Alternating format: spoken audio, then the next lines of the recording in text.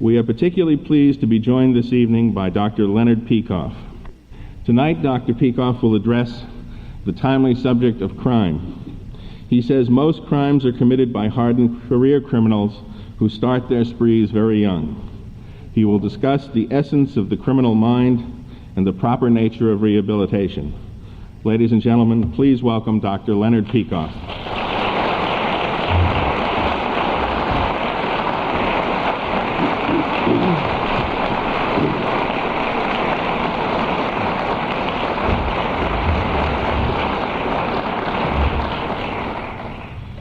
Thank you, Jeffrey, and good evening, ladies and gentlemen. A great deal of time and money has been devoted over the years to the issue of the cause of crime. Social and physical scientists, the acknowledged experts in this field, ignore philosophy, who doesn't today, and look instead for empirical correlations out of context. The result is an undigestible, seemingly endless list of causes, all of which have their ardent defenders. Crime, we hear, is caused by racial discrimination, broken homes, the decline of religion, TV violence, genes, drugs, unemployment, mental illness, capitalist greed, poverty, street gangs exerting peer pressure, too little serotonin in boys' brains, too many handguns, a low resting heart rate, urbanization, industrialization, immigration, or too much testosterone in the male system. And that's just a sample of today's chaotic theory.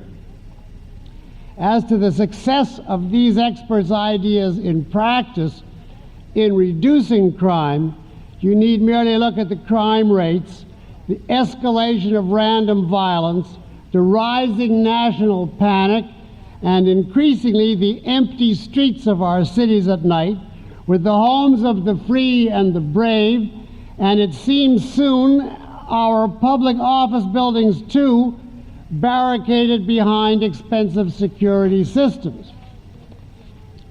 Perhaps, after all, you need to understand something about values and human nature in order to understand and cope with crime. Perhaps philosophy does have something to say about crime. Is it possible that crime is a philosophical issue and can only be understood and stopped by philosophical means? That is my viewpoint, which I am going to outline to you this evening. Now, crime in a broad sense is any act prohibited and punished by a government. As such, the term may include acts which are legitimate morally, like having an abortion, for instance, or betting on the horse races. So I'm going to confine myself tonight to the crimes that really matter to people. Serious crimes of aggression condemned around the world. Acts which involve the initiation of physical force against the person or property of innocent persons. Crimes such as rape, assault, robbery, theft, murder. Now, most of these crimes, about 3/4 of them is the most likely estimate, are committed not by occasional offenders or by solid citizens who go berserk, but by a very small minority of people, a group of hardened career criminals who have long records of arrest. Here's one quote. One study tracked 10,000 males born in Philadelphia in 1945 for 27 years. It found that just 6% of them committed 71% of the homicides, 73% of the rapes, and 69% of the aggravated assaults attributed to the group, unquote. Some criminals commit hundreds or thousands of crimes in their lifetimes. The average seems to range from 10 to 20 major felonies for each career criminal. These hardened criminals include 10 times more males than females, and they commit most of their worst crimes in their teens and 20s. Their behavior pattern, however, almost always stretches back to their early childhood. quote, almost all chronic adult offenders were also juvenile offenders, observes one authority, and he goes on, over 50% of the criminal males in one study showed an onset of symptoms prior to the age of 8, unquote. Another writer who studied several hundred adult criminals intensively declares that, quote, it became evident that as early as the age of 4, the criminal as a child was a different type of person. In most cases, his parents' way of life was totally different from his own, unquote. I got this idea of drinking from a bottle from Dennis Miller. I think it's a terrific idea. Judging in terms of their character, attitudes, likes, and dislikes, these career criminals are surprisingly similar. It was surprising to me, anyway, when I started my research on this topic. After a certain amount of reading, I could not avoid coming to the conclusion that there is a criminal type, or a criminal mind, or a criminal personality, which in some form is common to these people. In my view, it is not an innate endowment, but a set of acquired traits. And these are the traits that must be understood if we are to get a handle on crime. The textbooks of the experts offer volumes of characteristics relevant to crime, which, however, the writers present as a mere observational hodgepodge and rarely interpret in terms of essentials. So let us now do their intellectual job for them. Of all the descriptions I have read, 5 broad attributes or traits of the criminal type leap out at me as its essence. 1. Impulsiveness. By the very nature of crime, this one seems to be the most obvious, and it is universally remarked by commentators. The criminal has weak self-control. He wants something, he has to have it, he grabs it, whether it is a wallet or his victim's throat. What moves him is the immediate satisfaction of a desire, an urge, a wish. Most of us generally forego small, immediate satisfactions for the sake of much better things we can gain later. The criminal type does not like to defer the present for the future. He is highly short range, or what is called, quote, present-oriented. Like the activists of the 1960s, he wants it now. Most of us think before we act. We think about the means of achieving our goals and about the consequences to come. The criminal type devotes little thought to means or consequences. Typically, he has poor judgment, sudden changes in plan, and an attack of temper if frustrated. Rarely does he learn from his experiences or change as a result. Animals and infants, likewise, are not moved by any long-range future goal.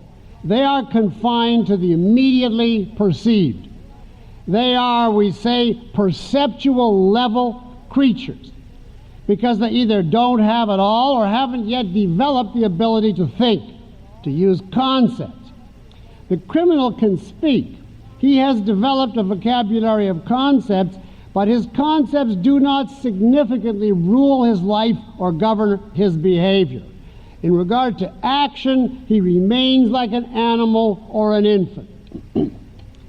2, these are my order, needless to say. Anti-intellectuality. Now, this trait is an obvious corollary of the first.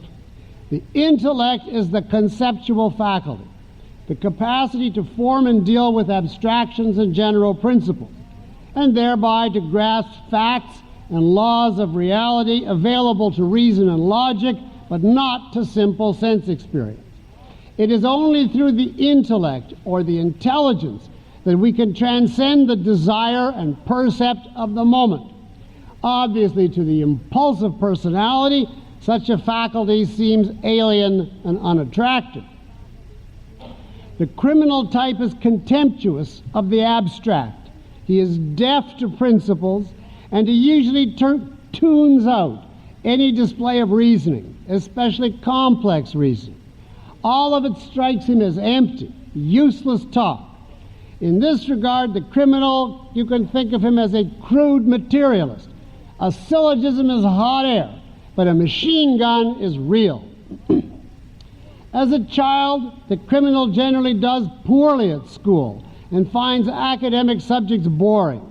One 12-year-old of this type objected to school as follows, quote, "Nobody wants to talk about atoms and things like that. Who likes these brainy guys?" Unquote. What the young criminal types may like at school, by contrast, is certainly not math or languages or fact-oriented or book-oriented courses, but rather images and feelings. For example, they may like what appeals, and I'm quoting from one authority, what appeals, quote, to their sense of adventure and thirst for excitement, such as a detailed account of a bloody battle or a dramatic scientific experiment, unquote. As another pre-criminal put it, quote, "I can't stand reading a book. I have to really concentrate. It's like working. I'd rather see the movie," unquote. Now, of course, this boy is right. To enter the world of concepts is work. The intellect functions only through sustained and prolonged effort. It is much easier to sit back passively and stare at a procession of pictures. I'm not sure what exactly IQ tests measure, nor whether a low intelligence is inborn or, as I suspect, at least partly self-made. Either way, however, it is instructive to note that these anti-intellectual criminal types tend to score about 10 points less on IQ tests than the average person. Most of them fall in the low normal or borderline subnormal range. That's about an IQ of between 60 and 100. The Criminal Mastermind is largely a fiction out of Hollywood. The unintelligent, unperceptive, mentally dull criminal is the norm. Now you may ask, is the criminal impulsive because he's anti-intellectual? Or is it the other way around? Or is it a vicious circle? I don't know. What is important here is only that he is both. And that brings me to number 3. Resentment against authority. Resentment against authority. As is inherent in his whole lifestyle, the criminal type is defiant of authority, whether it be parents, police, or society as a whole. As he sees it, there is no reason to obey the law or get an education or work for a living. Other people try to force these things on him, simply because they are powerlusters who want him to submit to their will. To which his reaction is, no. He's not going to be a pawn or a sucker or a weakling. Only weaklings follow the system's rules. Only suckers get jobs. He intends to do what he wants to do, regardless of who stands in the way. Now observe on this instance that there is no room for reality in the criminal's mind. As he sees it, reality has nothing to say about how to act. Reality does not require work or respect for men's rights or anything else. People simply decide arbitrarily whatever they want. Life, therefore, is a clash of arbitrary desires. Society's versus his own. Society, for some reason, has one kind of whim, to enslave him. He has the opposite, to follow his impulses and destroy other people first. There's no point trying to answer him by citing principles. He doesn't respect principles, nor by citing facts about human life and its requirements. His mind is confined to the immediate perceptual data. So to any argument given by outsiders, his response is defiance. Who are you to tell me what to do? The criminal's attitude to reality is eloquently brought out by his policy of lying. As a rule, he lies so often that it becomes a character trait. In many cases, his lies are about trivial things, trivial even to him, and besides are easy to detect. In other words, the lies are often totally impractical. They are not a means to some future end, but something satisfying as an end in itself. The lying is important to him, as I, though not he, would put it, on metaphysical grounds. It is his attempt to prove that he can overcome any obstacles and get away with anything. In other words, that no recalcitrant reality stands in his path. Ordinary children, one psychiatrist observes, may lie now and then, but, quote, lying does not become a way of life. They don't experience the tremendous excitement and sense of power that the delinquent gains from lying, unquote. In this respect, his lying is a key to the criminal's entire life.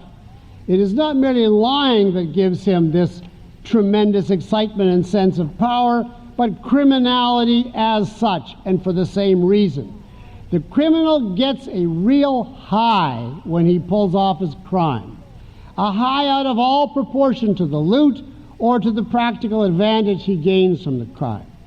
The high, which is like the euphoria of a drug addict, is his escape from reality.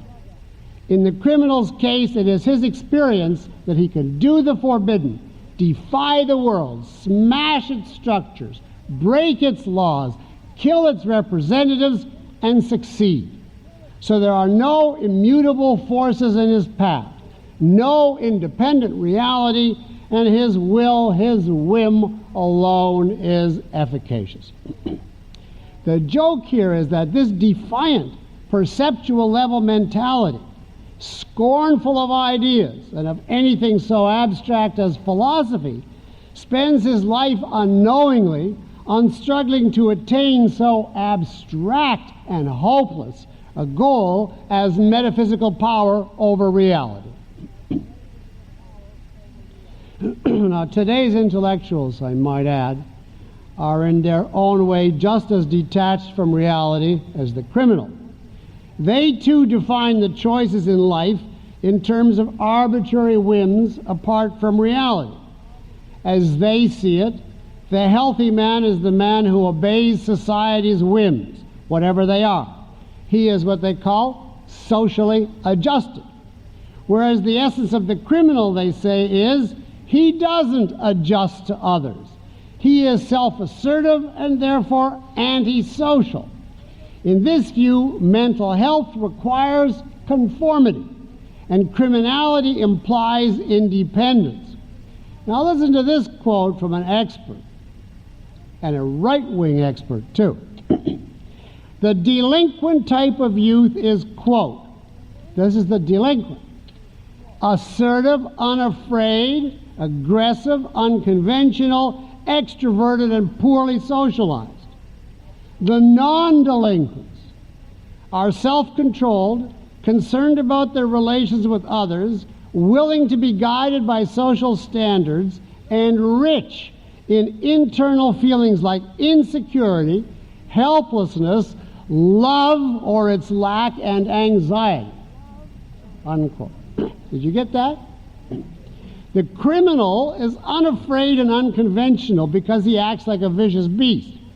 The honest man, by contrast, is guided by social standards, not by reality, and is rich in anxiety and helplessness. One is courageous because he follows his own brutal whims.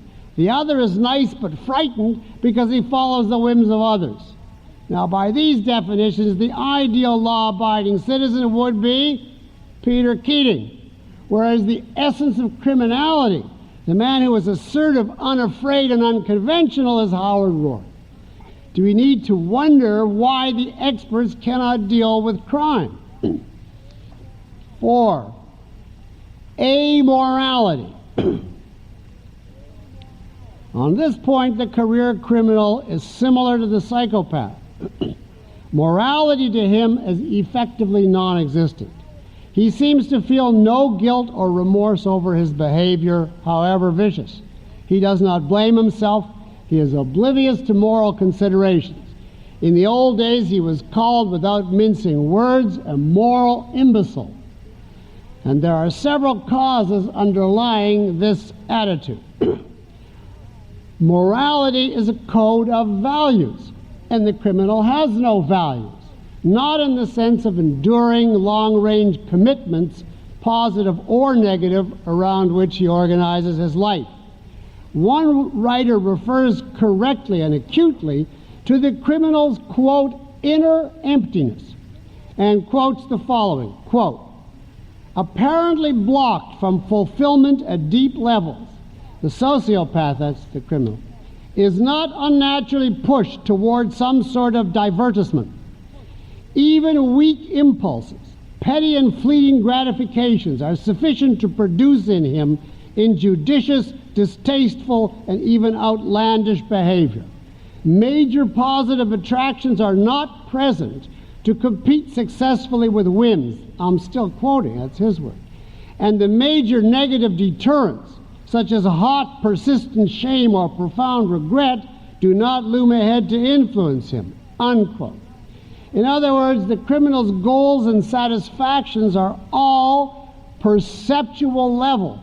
They are short-range, concrete-bound diversions, not art or science or virtue or friendship or productive fulfillment, but gambling or sports or loot or mindless sex. That's one reason why he's amoral. But in addition, morality presupposes choice.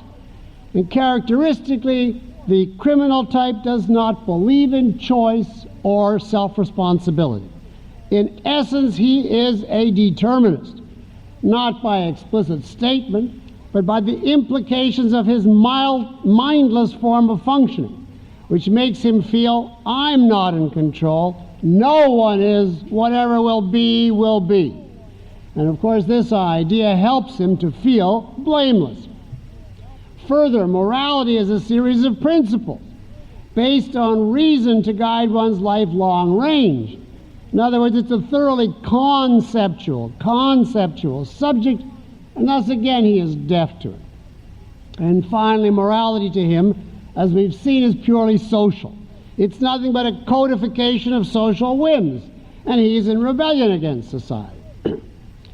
If you ask the criminal whether he can distinguish right from wrong, he will typically say yes, but. But there are no absolutes, and what's true for others is not necessarily true for him, and there are exceptions to every rule, and he is the exception.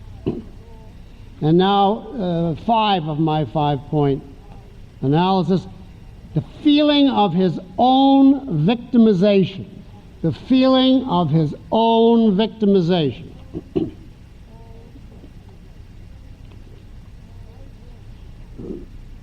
Despite his dismissal of morality, the criminal has a strong sense of the evil or injustice of other people toward himself. We've already noted that the criminal sees himself as a rebel at war with society, which he sees as trying to enslave him. But now let me add the new aspect. In waging this war, the criminal is in a certain respect an intense moralist. No one can follow any course of action without some form of morality on his side to serve as defense or rationalization. So the criminal, despite his rejection of value judgments, is filled with what he sees is a justified, even righteous anger, hostility, bitterness, resentment. He not only defies others, he feels and says that he has been wronged by them, that he is a victim of a corrupt society which has mistreated, abused, and stolen from him. He feels a keen sense of what he calls his rights, which others have violated. He is not an aggressor, he feels. his life of crime is merely getting back what he is entitled to have. It is really self-defense in a vicious world. The criminal may pull jobs with a gang of Confederates, but he stays emotionally aloof from all people, even from his associates. He has no friends. His reason is clear. Others are the object of his rage. To him they are one and all the enemy. If you try to tell the criminal that the world doesn't owe him anything, that other people earned what they have through their own honest work, so why doesn't he? His answer is no. They had luck on their side, or pull, dirty deals, dirty politics, the help of the big guys, etc. In other words, everybody is a crook, but they won't admit it. They're hypocrites as well, whereas he at least is honest about life. Did you ever hear the French socialist expression, all property is theft? Well, that names the criminal's attitude even if he doesn't read French socialist.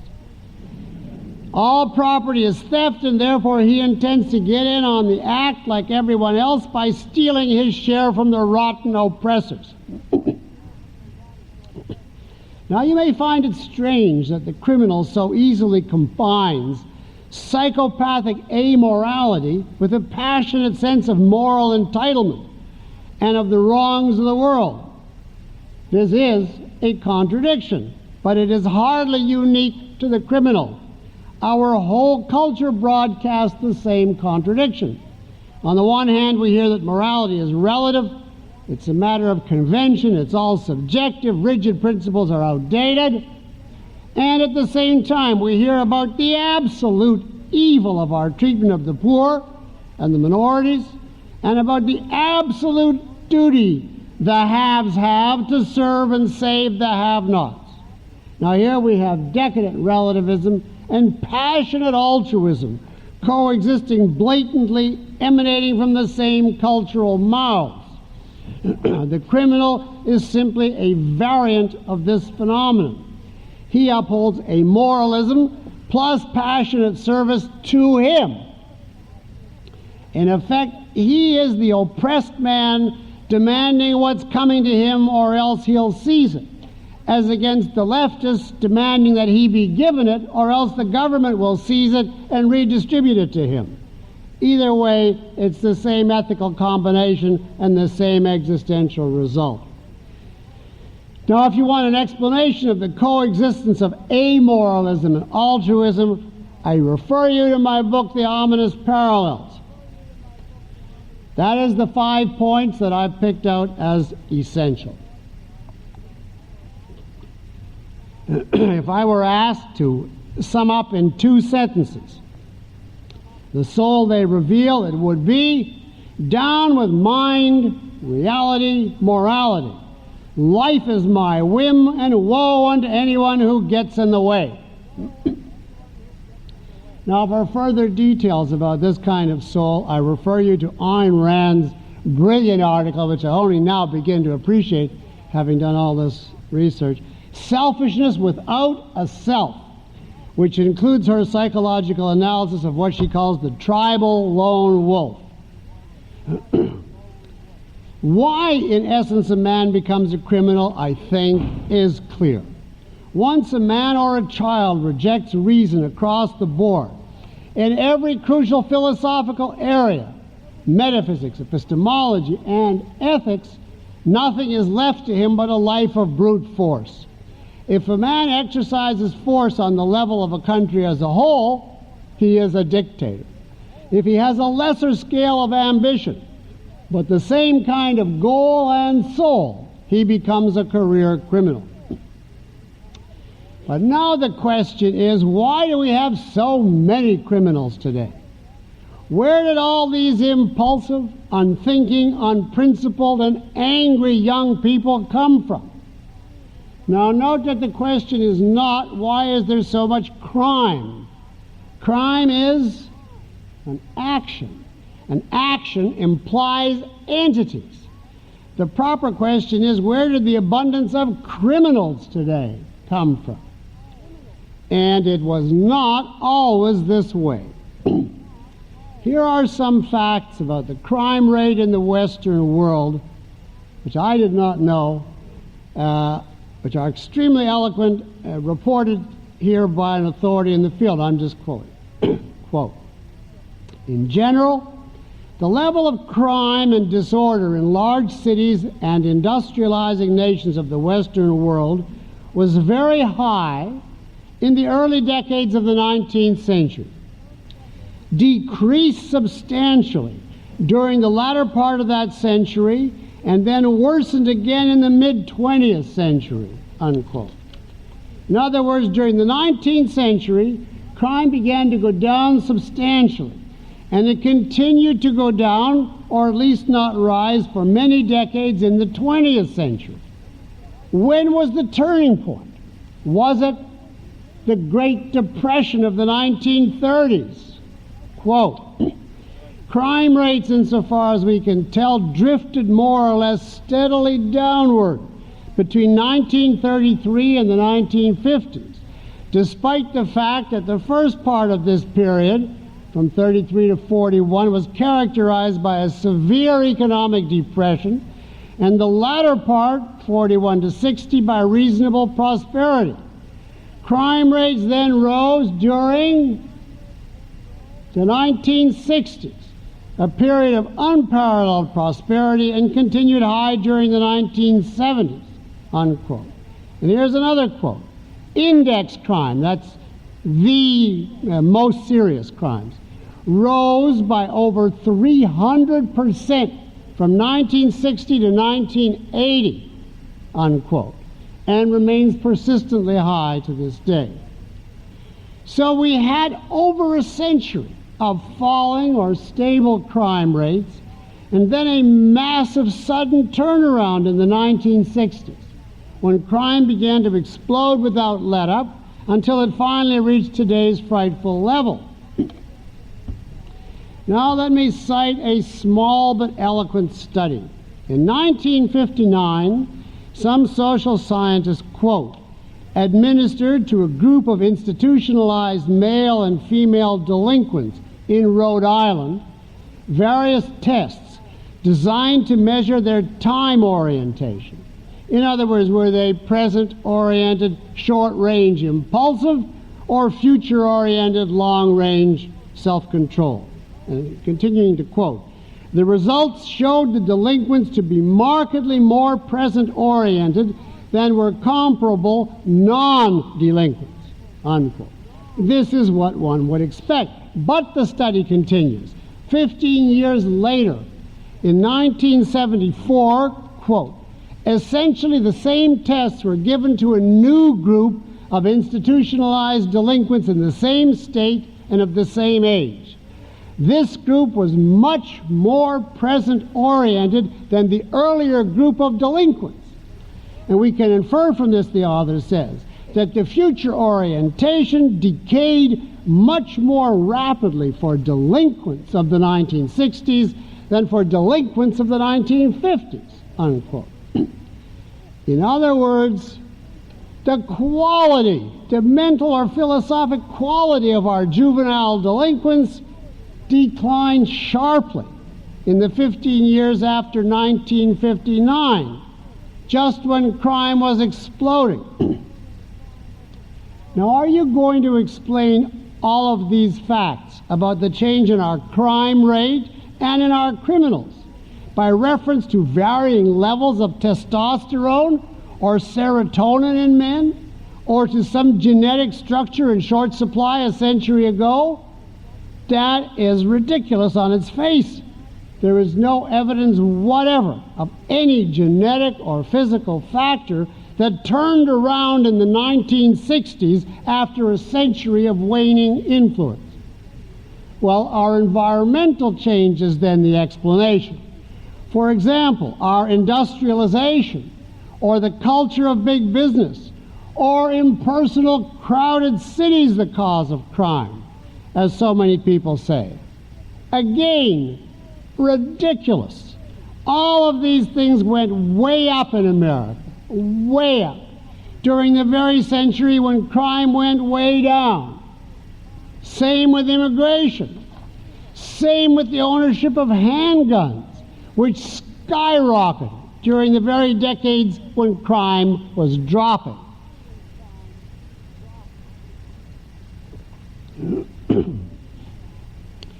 A theory of crime depends on a theory of the nature of man.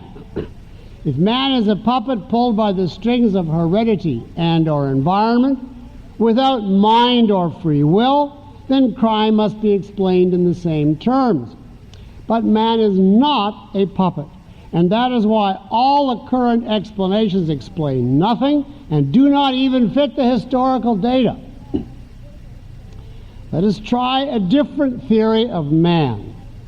Let us try the theory that man is a rational being, that he is moved not by genes or environment, but by ideas. The ideas he chooses to accept consciously or subconsciously. That is the theory of objectivism. What a man thinks is the key to his behavior. What he thinks explicitly or otherwise about the fundamental issues and values of life. That is the key, not the nonsense spouted by the experts. And that brings us to the true cause of the exploding crime rates since the 1960s. There is only one factor that did change as the crime rate did. What changed was the ideas and values which ruled America in the two periods. The ideas which dominated the low crime 19th and early 20th centuries are the opposite of the counterculture ideas which have dominated the past 3.5 high crime decades. Now let us remind ourselves first of the culture and philosophy of the low crime period. The 19th century philosophically was hardly perfect or consistent. It was a mixture of religion, altruism, and capitalistic individualism. But the contradictions had not yet taken their full toll. And out of this mixture you can easily identify the anti-crime essentials. The schools, the churches, the popular books taught at that time the importance of study, learning, and thought. People prided themselves on living in a civilized, enlightened age. The culture taught objective thought and absolute moral principles, which no one is justified in breaking. It taught that each person has free will, and so each bears responsibility for his own behavior. The culture told a man to work hard and to pursue his own happiness. He was told he had to succeed without help, by his own effort, without welfare programs or a government grant. Sink or swim, as Horatio Alger put it. He was taught individualism, in the sense that every individual has an inalienable right to his own liberty, but that's all. And therefore no one owes him a living. Now how did all this affect the training of the young? Quote, in the mid-19th century, child-rearing advice emphasized the importance of inculcating moral and religious principles so as to make the child at an early age a self-maintaining moral being. Continuing the quote, in 1890, 1900, and 1910, 1/3 of the child-rearing topics discussed in a sample of articles from Ladies' Home Journal, Woman's Home Companion, and Good Housekeeping were about character development. In 1920, only 3% were. By 1930, articles on character development had by and large been replaced with ones on personality development. In other words, I interject, morality was being replaced with self-expression. And continuing the quote, whereas the magazines in 1890 had said that character was best developed by providing a good home influence, by 1920 the route to a well-adjusted personality was thought chiefly to involve proper feeding, unquote. And here's another quote. In the 19th century, scarcely anyone dissented from the view that character formation required teaching people to restrain self-indulgent impulses. By the 1920s, popular versions of the theories of Sigmund Freud had led many persons to believe that adult problems arose because children and adolescents had been taught to repress their instincts, unquote. Now, as I trust you in this audience know, it is not merely Freud who is to blame for the 20th century, but the whole trend of modern philosophy from Kant to pragmatism. But the key point is, in a culture like that of the 19th century, it is no wonder that world wars vanished and that the crime rate dropped sharply. The public and the youth were being taught and immersed in the exact opposite of all the war-generating and criminality-generating traits. The result was one of the most peaceful and civilized centuries in history. Now let's turn to the current scene.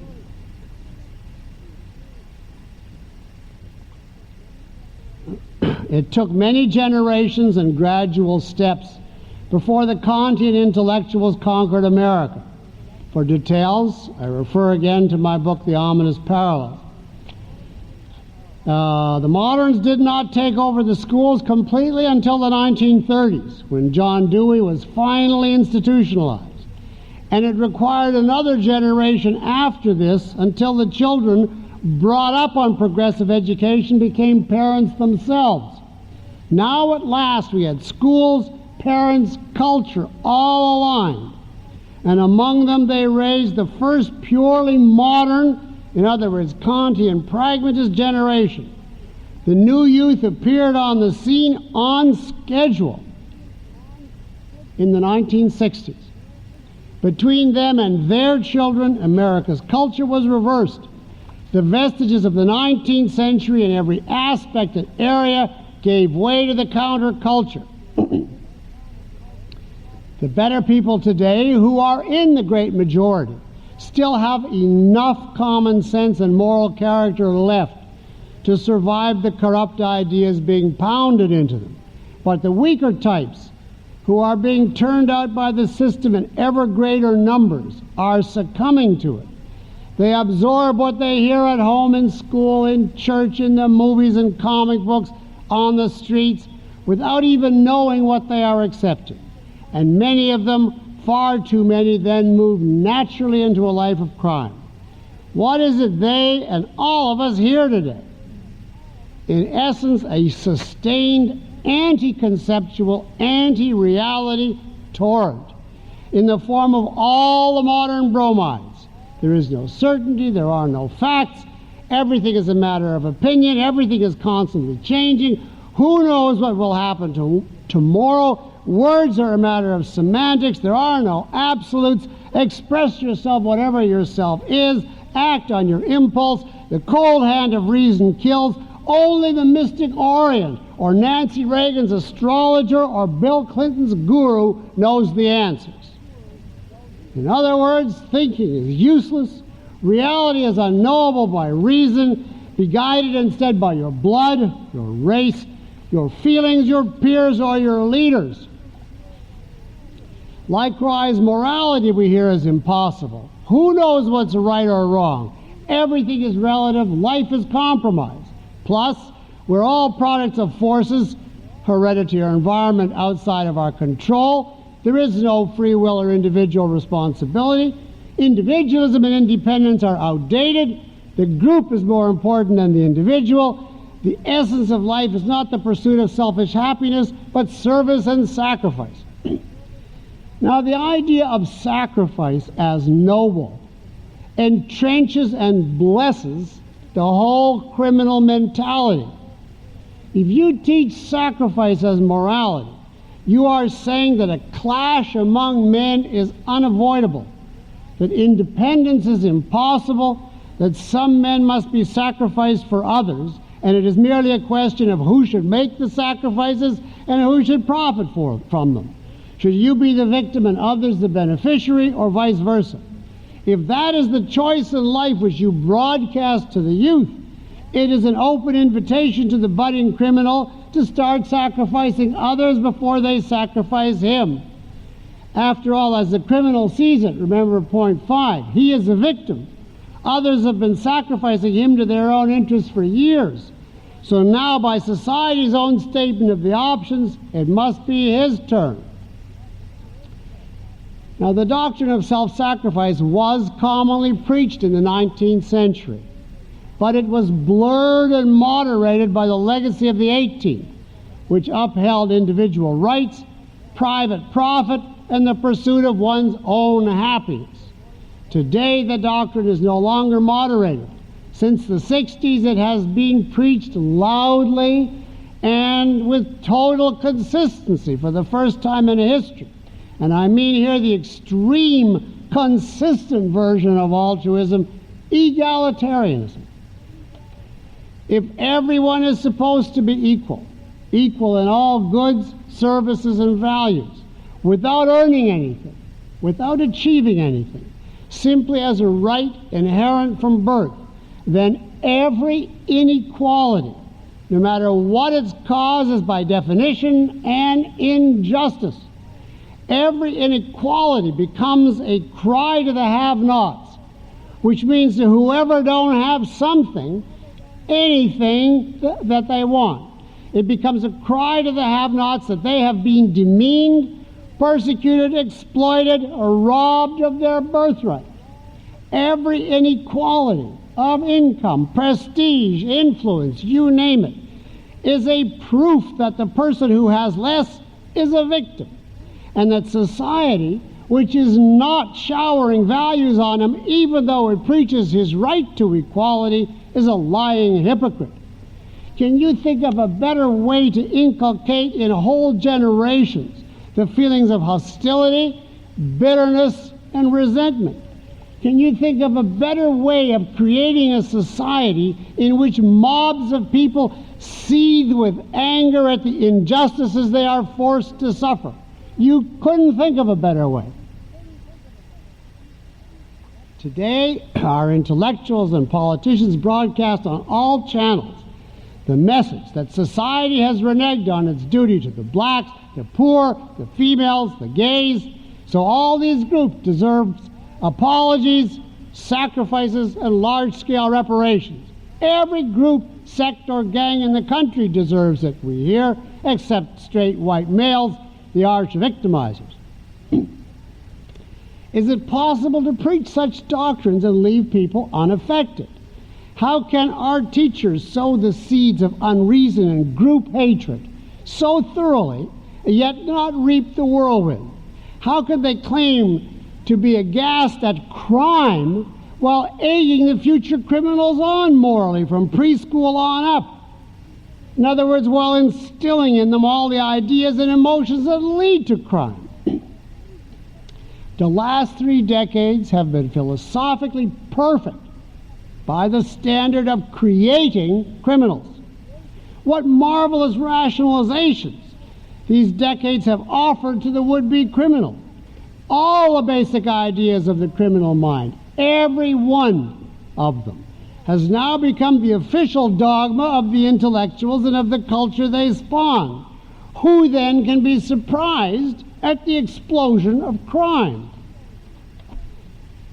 Crime is not caused by poverty, by youth, or by discrimination. Otherwise, we'd have 1,000 times more crime. The great bulk of the poor, the young, and the ethnics, like decent Americans everywhere, are repelled and outraged by criminal behavior. But the weaker members of these groups, who in the 19th century would have been ashamed of and tended to squelch any budding criminal tendencies, are now indoctrinated with all the ideas that nurture and actualize their worst potential. Crime comes from a view of the world and a set of values. It is a result of the criminal's distinctive ideas, which he shares with criminals from all sorts of different backgrounds, ages, and countries.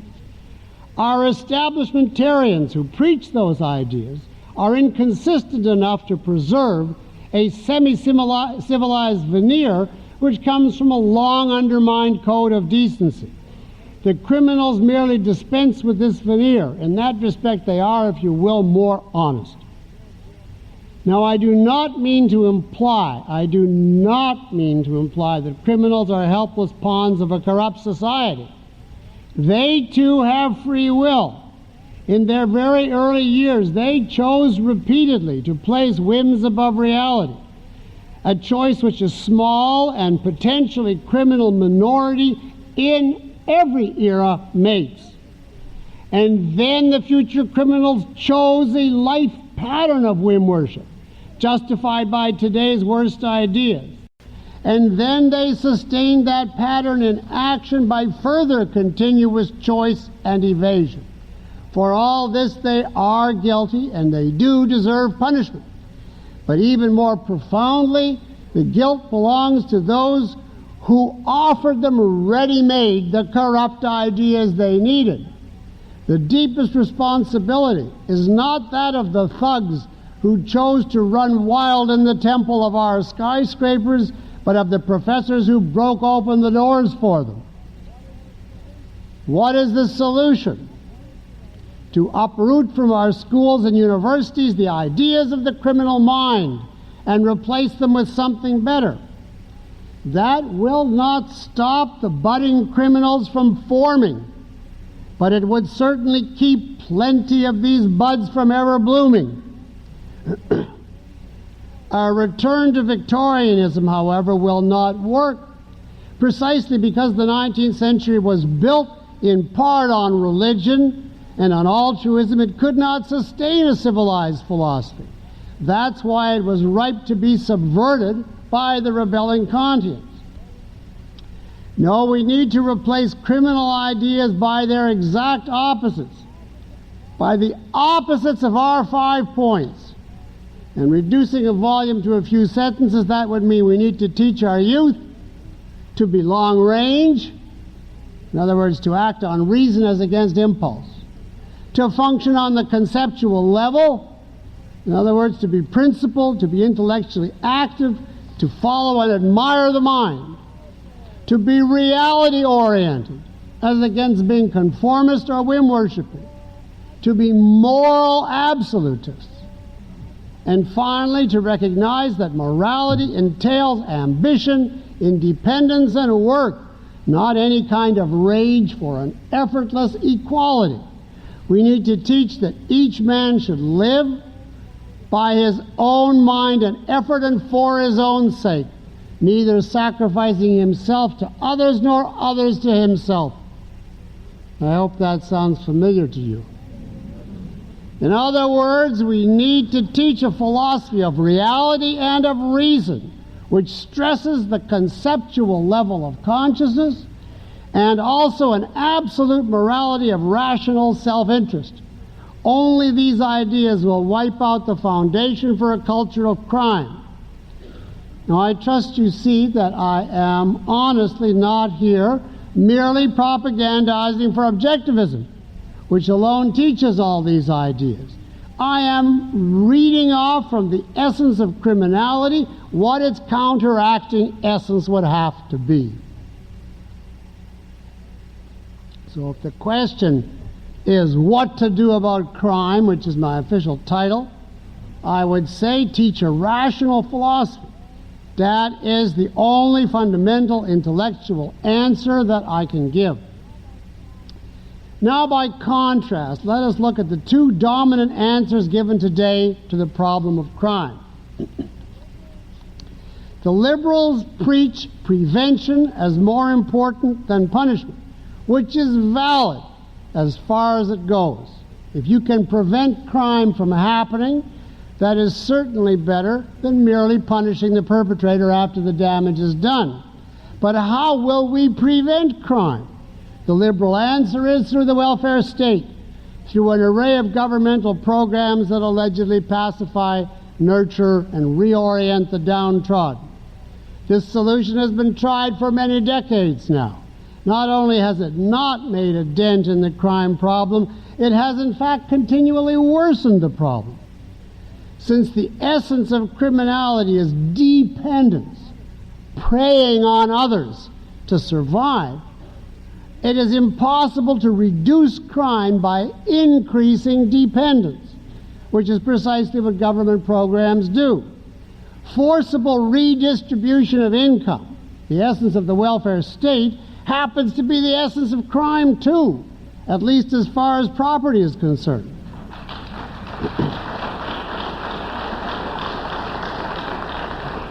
The government must set an honest example to the would-be criminal, not outdo him in theft.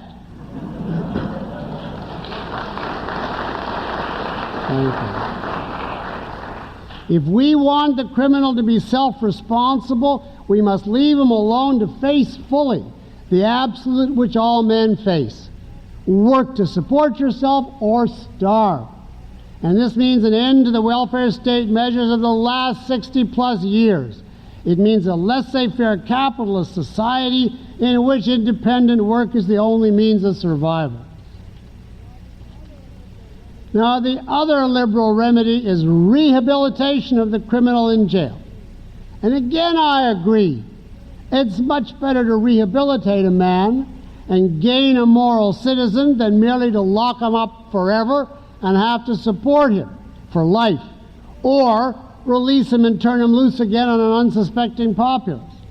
But what the liberals have in mind specifically as rehabilitation are schooling when he's in jail or psychotherapy. Both of these are useless as rehabilitation, as they have in fact proved to be when tried out. No one is being rehabilitated today. The recidivism rates attest to that. Schooling at best merely produces educated criminals. But they still place that schooling in the service of their untouched criminal mind. Psychotherapy, as practiced today, merely produces criminals with plenty of rationalizations to blame others, and thus to excuse and justify their own behavior. Since criminality is at root a way of thinking about life, only a form of therapy which changes the characteristic thinking methods of the criminal will or can work. And this kind of therapy, I may say, has actually been discovered and tried out, and not by an objectivist either. And although ignored by liberals and conservatives alike, it seems actually to work. For an excellent description, I refer you to a book entitled Inside the Criminal Mind by Stanton E. Samenow, S-A-M-E-N-O-W, especially chapter 13, which I thought a revelation. And that chapter is called To Change a Criminal. Now, Dr. Samanow's method, however, will never be accepted by today's experts because it requires and presupposes a rational philosophic foundation. But the blueprint is there if rehabilitation is of interest to you. As to the conservative solution to the problem of crime, it is worse than the liberals. The conservatives throw up their hands in despair and do not even consider the causes or prevention of crime. Their answer is merely lock them up and throw away the key. Now, the conservatives, let me say, are right that the criminal justice system today is a disgrace. The O.J. trial is enough to prove that conclusively. And the conservatives are right that we will never reduce crime without establishing and enforcing a system of swift, certain, and severe punishment for offenders. But this is not enough. There is no sense whatever in methodically breeding criminals by the essence of our culture's basic philosophy, to which conservatives contribute fully as much as liberals, and then trying to round up and incarcerate the debased human products which result. Nor will we ever get a proper criminal justice system without a fundamental change in our society's ideas. The conservative approach, being anti-intellectual, is hopeless. Nor will it be improved by prayer in the schools or by mindless penal formulas taken from athletics. The solution to the problem of crime is not midnight basketball, and it is not 3 strikes and you're out. The solution is not midnight basketball, but daytime philosophy. And if there's to be any baseball analogy, it should be addressed not to the criminals, but to the college professors behind them who built our crime-friendly culture. We should say to those creators of corruption, 3 irrationalities and you're out of work.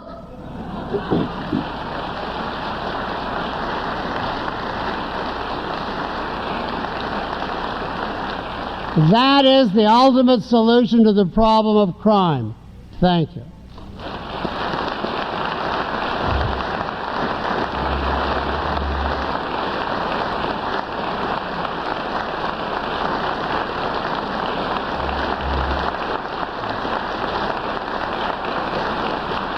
Thank you very much.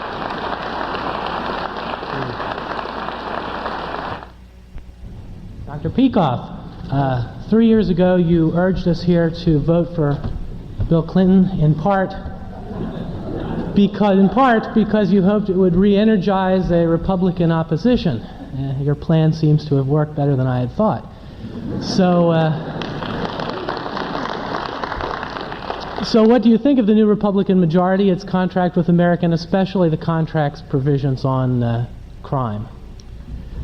Well, let me say thank you for that question, because it is very difficult for philosophers who deal generally only with very broad abstractions to come to reality and actually connect to it. And I am very proud to say that I called the results of that election perfectly. I'm bragging about that because I don't have a lifetime record of having done that. So I'm basking in the glory of having predicted exactly what would happen. And I'm delighted. The whole country voted the same way I did for the same reason, and it had exactly the effect on the Republicans, more than you could hope for. So to that extent, I'm happy. The Republicans, I have to say before I go into denunciation, have a certain courage. They have certainly come on for them as strong basically as they can. I would never have predicted when I talked about, an energized Republican Party that they would do anything, that they would even have measures to pass. I thought they would just talk a little better, but that they actually come up with, some really decent measures is amazing to me after a lifetime contempt for Republicans. I have had the experience several times. I've been saying the same thing for decades. And, for decades, people would think, this is a weirdo and these ideas are inconceivable. And now people say, are you a Republican? To the same, ideas. So I have to give them credit. Having said that, I think that the hearts of the Republicans are much better off than their heads. And they haven't been very religious in their public statements. There were a few preliminary signs that they were going to get religious, and they took some polls, and they quickly put that in the back seat, and up to this point, they haven't done anything about that, so I give them credit for that, but you can only go so far without any philosophy. And the problem is that they hold the standard philosophy, and so there's a limit to what they can do. All they can realistically do is cut back on some bits of the welfare state, which to some extent they're doing.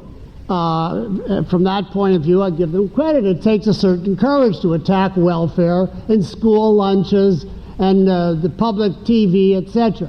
But the thing that really blows me up and makes me think that it's futile, having said all these kind words, is there are only 2 measures on which the welfare state depends and on which the country's bankruptcy is guaranteed. And that is Social Security and Medicare. If you had to reduce, to cut anything in this whole world, that's the place that you'd have to make the start that would blow up the welfare state and turn things around. So the first thing they say is Social Security is off the table, and Medicare they're going to reduce by means of turning it into the whole country into the equivalent of an HMO, a managed care, which is mean to eviscerate and destroy what's left of medical care. Now that's two gigantic mistakes if you're kind enough to call that a mistake. The result of that is that I do not hold out a great hope. I think the Republicans made a big mistake by starting on welfare mothers and children. They should have divided the country up into all the segments that feed at the public trough, because it is not just welfare mothers as bad as they are. It's big businessmen who get tremendous subsidies and protective tariffs, and it's farmers who get parity prices, and labor legislation that's an incredible benefit to the unions, etc. And they should have taken every single group, and the elderly who are more recipient of money than any single other group and have the most powerful lobby in the country. They should have taken every single one of these and said something like 20% off this year, and another 20% in 3 years, and another 20%, and weaned everybody at the same time. It's completely unfair to take, the people on the bottom, who I grant you shouldn't be on welfare, and raise a big moral fuss about them, while the people on the take, in as worse ways, are completely exempt. And from that point of view, they're simply opening themselves to the charge that they're paying off their campaign contributors and they're unprincipled. And I can't predict a healthy or happy future as a result of them. Now, as to what they're doing with regard to crime, it's this thing about more police is great, but it comes back to let's have less criminals, but that would mean having proper educational system in this country. You would not do it by altering. There's no crime bill in Washington is going to cut back on crime. Thank you.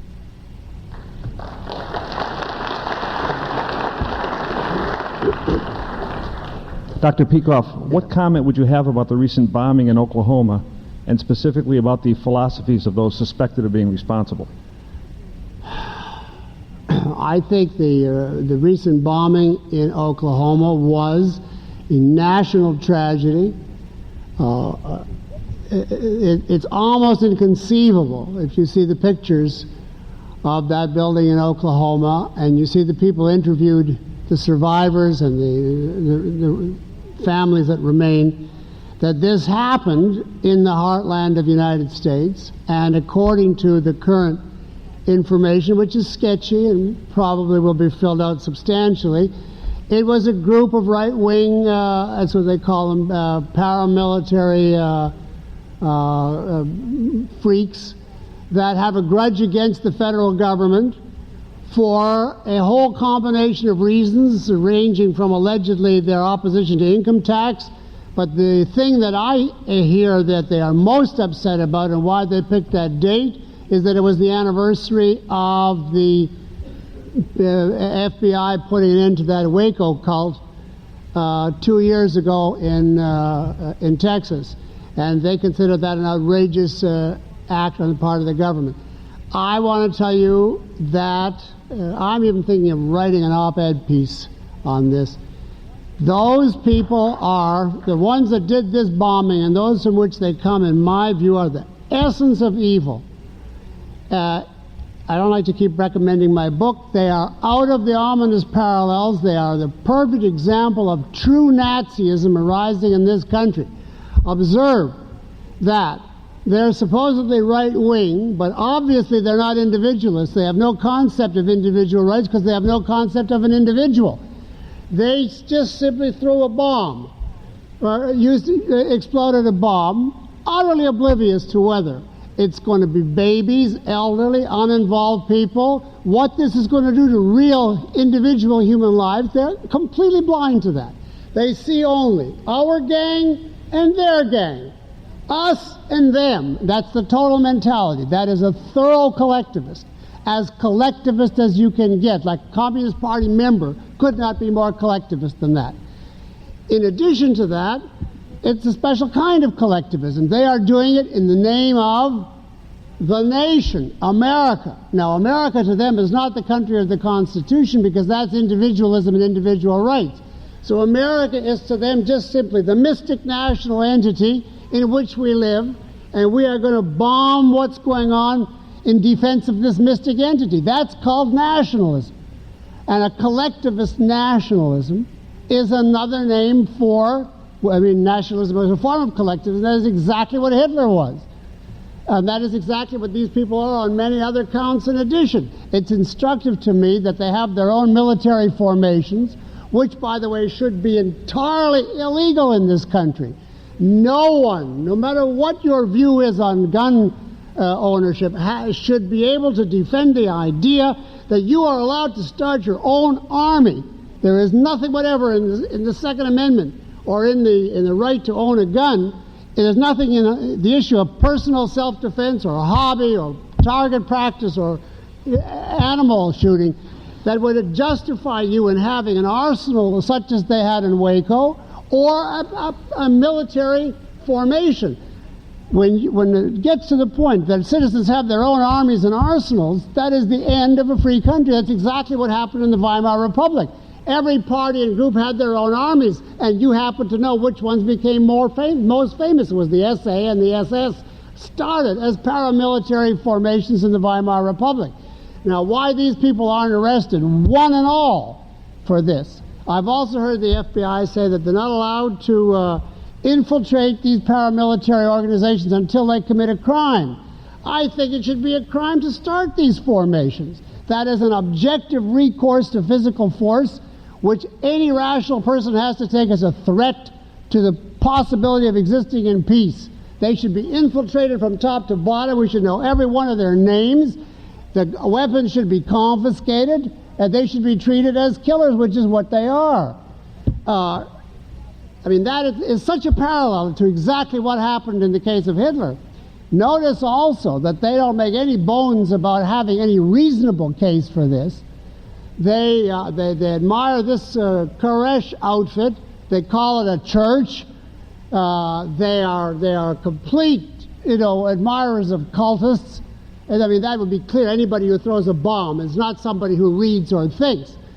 And on top of that, just the cherry on the cake, if anybody had any doubts about this, one of their crusades is apparently that a white supremacist was hung on legal grounds for having killed a Jew and a black, and that's one of the causes which their literature is defending the evil, the so-called evil of the government. Now, what is a racist, irrationalist nationalism that appeals to military formation and weaponry, if that isn't Nazism? I didn't say fascism, but Nazism. That is out of Hitler's Germany. And why did it happen here? Read the ominous parallels. I predicted it in 1982.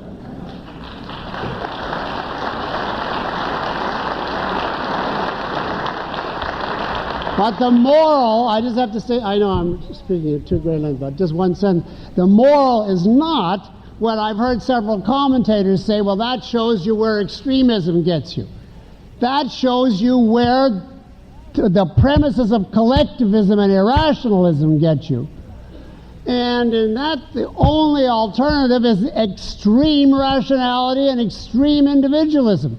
If you're extreme on the right premises, that's the only antidote. But of course, they're going to draw the conclusion that anybody who's an extremist is a maniac, and therefore only pragmatism will save us. Let them try to figure out where their pragmatism, how they got to where they are right now. That's a start on what I have to say.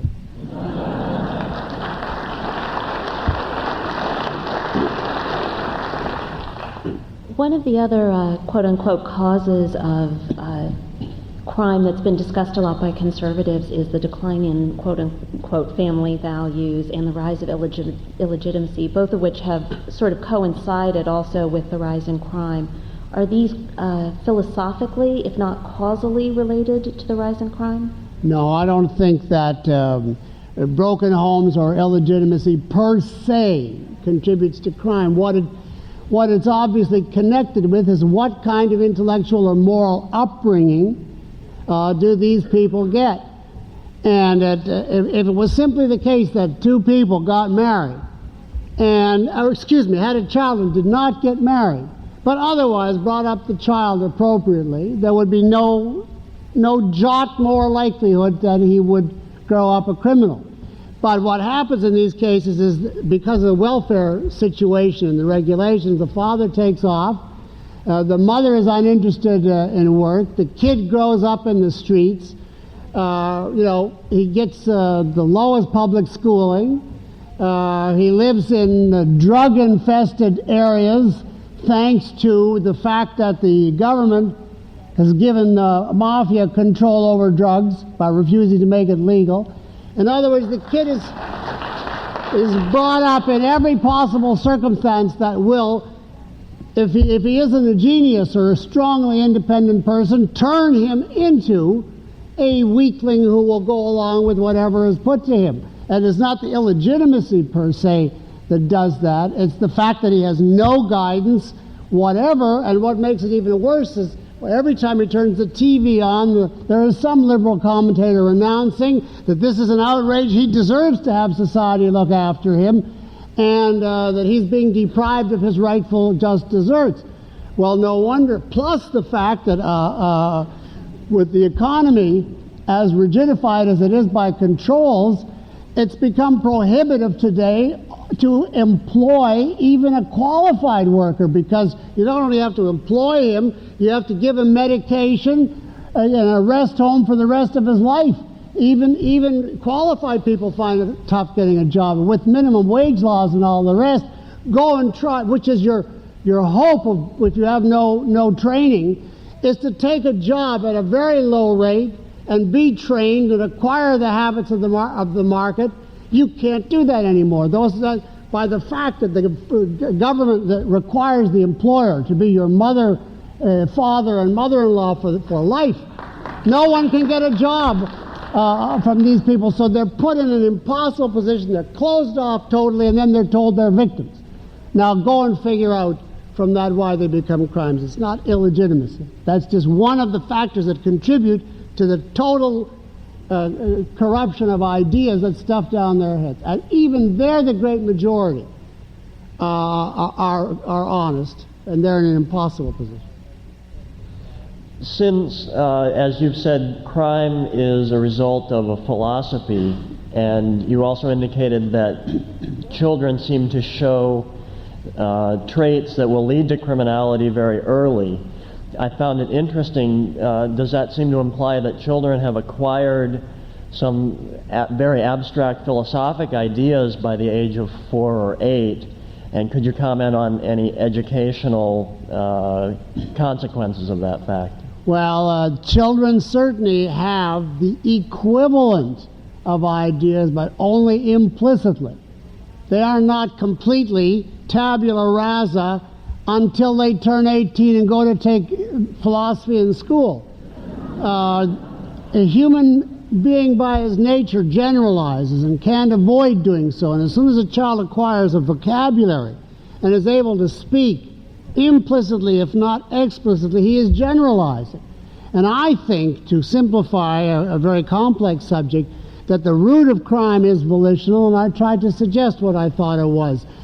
You have a continuous choice from as soon as you're able to exercise the faculty of choice, which I think is in the very early years before 4, whether you're going to focus on the facts or whether you're going to say, I want it, or I'm afraid of it, or take some emotion that you feel which clashes with the fact and follow it. And I think implicitly, if you do that once or twice, but most of the time you follow reason, that's one thing.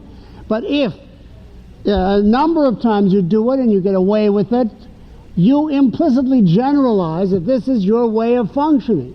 And there are children who are very upset at the age of 5 and 6, which I have seen, thankfully not my own. But they're upset at 5 and 6 and not getting their way, and they have tantrums, and it's not, believe it or not, because they want so much the concrete thing that they're being denied. It's a matter of principle. Their whole metaphysics and way of life is threatened by the fact that if they're not given into, then they're going to have to change their whole personality, which is in their minds already set at 6. Now, I don't say it has to be that way, but there's no doubt that an implicit view of life is inherent in children from the time they can speak. It's not fixed, however. It's open. I don't say to change by others because a child has free will, but it's open, to persuasion up to whichever point, in whatever terms the child can understand, and especially to the parent giving a clear-cut existential response that there's going to be a punishment of so-and-so and an explanation as to why. As to the educational results, anybody who starts off on this path will not develop educationally well at all, because he'll become anti-intellectual for the reasons I said. He'll be bored by reading. Another thing, therefore, I strongly suggest, if you have young children, do not let them watch too much TV or play too many video games. I restrict my daughter to 1 hour of visual entertainment a day. That's it. That includes video games, TV, computers, whatever you look at on a screen, which is pictures, because I think that is very harmful to the development of the conceptual faculty.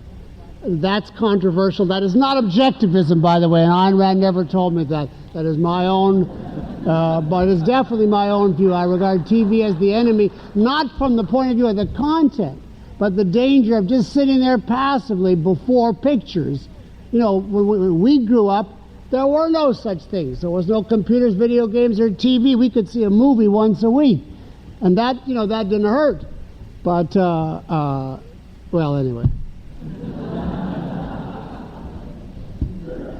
Dr. Peikoff, good evening. I'd like to just make a few comments. I don't really have a question, but I would like to just suggest something. First, that your answers really, for the most part, from my point of view, are no answers at all to what the problems are in this country.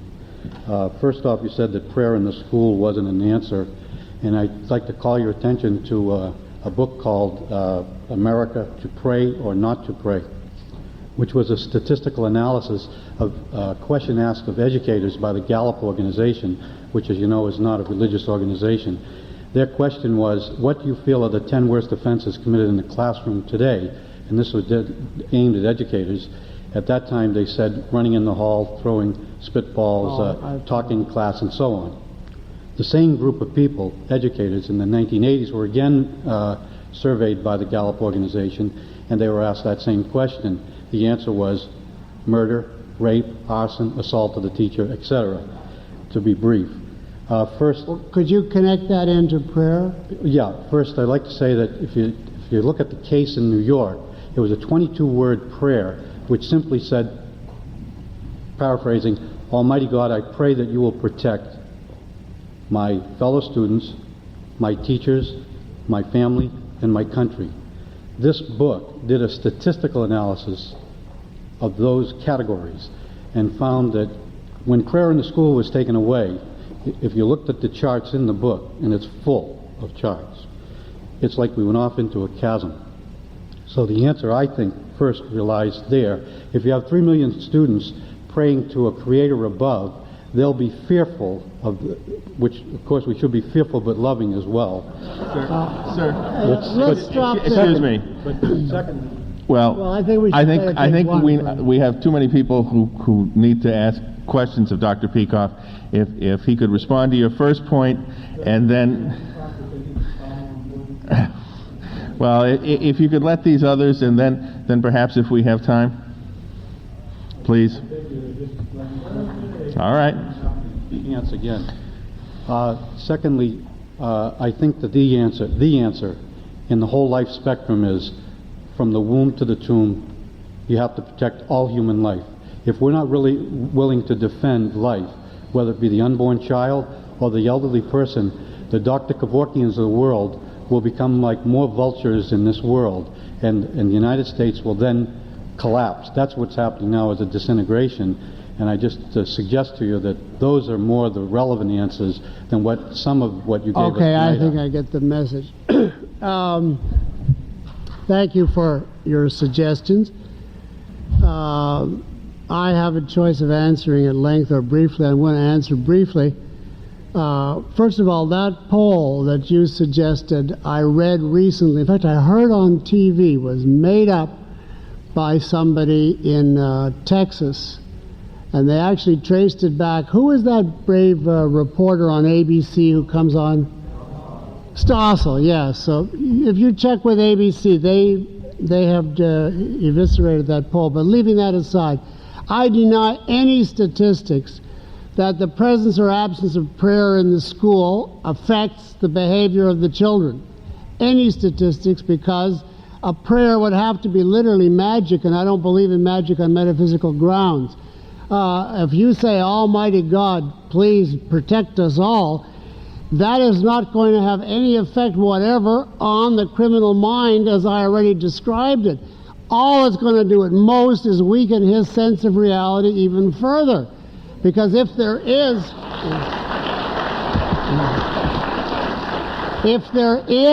an all-powerful God who can intercede and change the course of nature in answer to our wishes or our prayers, we then are one step removed from having omnipotence. All we have to do is ally ourselves with God, and He will pull the strings, and reality becomes fluid and non-absolute again. As the last thing I would want a child to know if I'm trying to teach him the absolutism of reality or morality, to tell him, yeah, but there's a super bureaucrat of the universe who can pull strings and make things pass. In addition, I object altogether to the idea that the way to avoid crime is to instill fear of anything. Fear is not a proper motivation, whether it's of God or of jail as far as that's concerned. You have got to instill self-esteem and self-confidence of the person in his ability to deal with reality and achieve long-range goals. And any attempt to inject morality by making him afraid of some authority, God or society, is simply weakening his ability to follow morality, because he's now becoming an uncertain, self-doubtful type of individual, and his whole foundation for the strength and the courage that's required to live morally is undercut at the root. As for your last, any one of these, we could have a whole class on, but as to your last remark about we have to protect all human life, that altogether depends on what you mean by human life. I would say we have to protect all innocent human life. And I would put those two words with a definite meaning. Human presupposes that it's an entity, not a growth inside a woman. An actual entity, not merely the potential of becoming an entity. And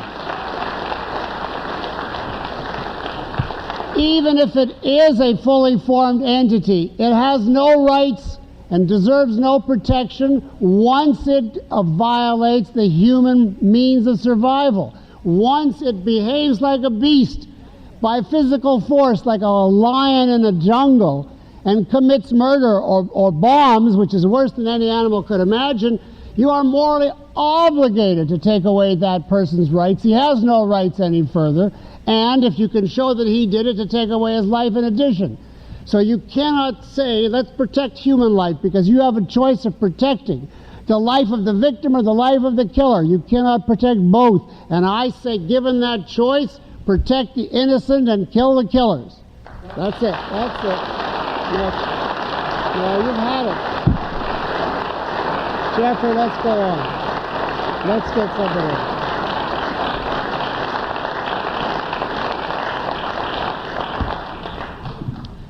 As a follow-up to a question that was asked previous, I was wondering if when it may be too late for a child or an adult, just as it may be too late for a modern philosopher to change his view of life, for him to change his way of living, the criminal, that is. Oh, well, according to this book, I brought it just so you can see it. And I'm doing publicity for this guy because I never met him. But according to him, he can take criminals in their 30s, 40s, and 50s and rehabilitate them, and has done so, not with 100% success, but with surprising success. So I would never, a human being has free will. Now that doesn't mean that it's just as easy to become good when you're corrupt in your 50s as when you're relatively, benign and you're 10. But I think it's possible in many cases. I would never list an age. It's so long as the person is willing to try and has some guidance, I think there is hope. But the people for whom there's no hope are the ones at any age that, either because they've accepted an idea or they've just given a certain emotion, absolutism in their mind, but they have basically said, I am unchangeable, I am unreachable. And I think the criminal type becomes that very young, and the only way that what Dr. Samino says is you have to get them at a moment when they've been arrested, they're facing a long term, and you can get them where they themselves feel a despair. My life is wrecked. I'm not getting away with it. You know, I'm a total failure. And then he says he does the exact opposite of what the conventional therapists do. You know, especially in California where you pay everybody to have self-esteem. But the typical psychotherapist comes in and says, don't be so upset by your crime. You're a wonderful person. You know, it was just your mother was so cruel to you and so on. And allegedly they're going to give him self-esteem and solve his problems. Now, of course, that doesn't give him any self-esteem. It just lets him off the hook. But what Dr. Samino suggested is you come in and tell the guy what a swine you are, what a horrible life you've lived, what a you know, utterly worthless, depraved piece of scum you are. And when he sees that, to say to him, you know, you can change, but in order to change, you've got a tremendous job ahead of you.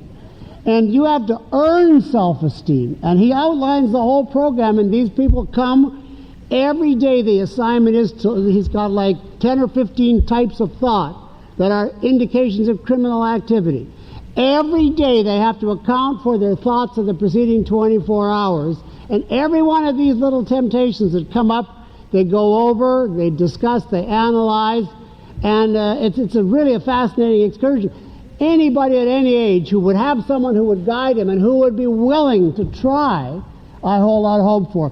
The ones with least hope, and I'm not saying this sarcastically, is intellectuals with PhD, because they have such a disgusting view of ideas as just being a con game of the intellect, that the problem would be to get them to listen to an idea. A criminal in that sense is more innocent.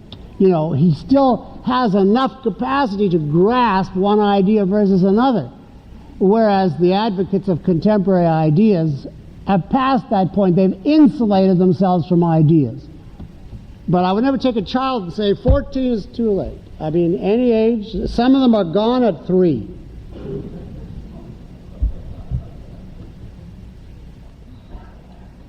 I'm kind of nervous about this question, but I was edified when you drew the distinction again between the potential and the actual. I'll slow down too. Yeah.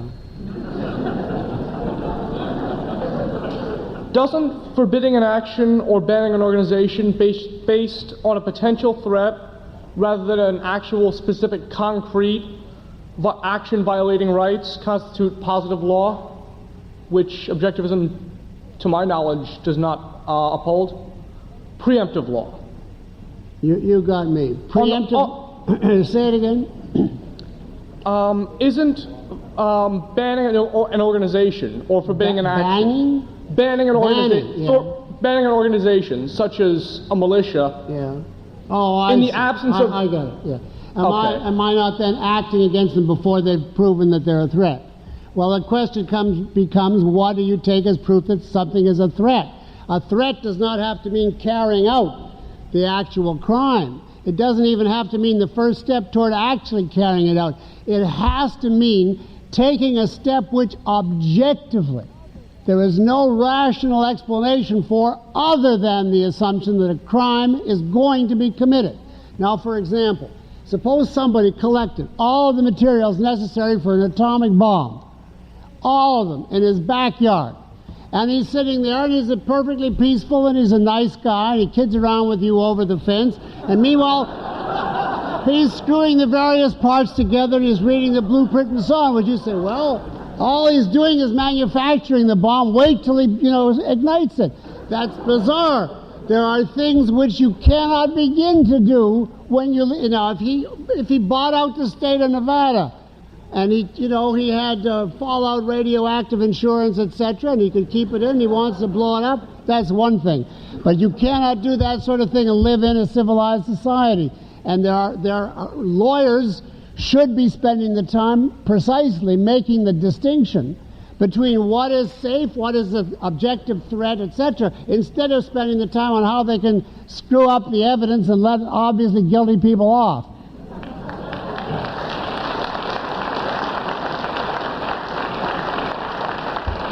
Not to mention any names. I'm gonna have to limit it to one question more from each aisle, please.